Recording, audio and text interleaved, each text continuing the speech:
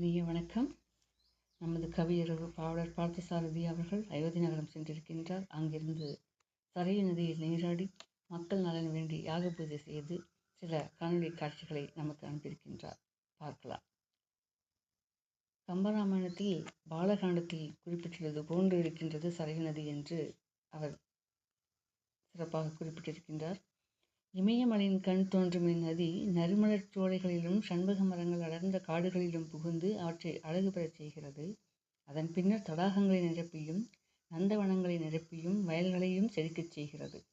சரையு நதி உடம்புதோறும் உலாவும் உயிரே போல் விளங்குகிறது என்பதை நீராடிய பின் உணர்வதாக பார்த்தசாரதி அவர்கள் குறிப்பிட்டிருக்கின்றார். மேலும் ரவி கண்குல தென்னி பல என்ற தொடங்கும் பாடல் பால ஆற்றில் 24ஆம் பாடல் மூலமாகவும் அறியலாம். இமயமலையில் தோன்றும் சரையு ஜீவநதி என்றும் வற்றாமல் ஓடுகிறது. அதற்கு அந்த நதி பாயும் கோசல நாட்டு மன்னர்களின் நல்லொழுக்கமும் ஒப்புமையாகிறது.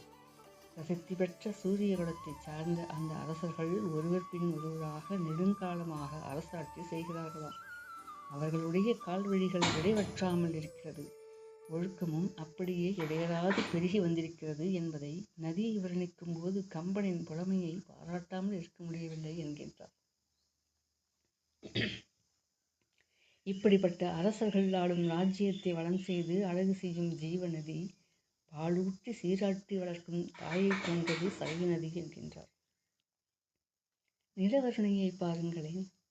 முல்லையை குறிஞ்சியாக்கி மருதத்தை முல்லையாக்கி புள்ளிய நெய்தல் தன்னை பொறுவொரு மருதமாக்கி எல்லையில் பொருள்களெல்லாம் இடைதருமாறு நீரால் செல்லுரு நதியில் செல்லும் வினை என சென்றதென்று இந்த சரையு நதிக்கரையில்தான் தசரதன் தனக்கு மகப்பேறு வேண்டி புத்திர காமம் ஏற்றி யாகம் செய்துள்ளான். பூதளம் முழுவதும் தாங்கும் புதல்வரை அளிக்கும் வேள்வி தீது அற முயலின் ஐய சிந்தை நோய் தீரும் என்ற கம்பராமாயண பாடல்களை சிலவற்றை குறிப்பிட்டு காணொலிகளை அனுப்பியிருக்கின்றார்.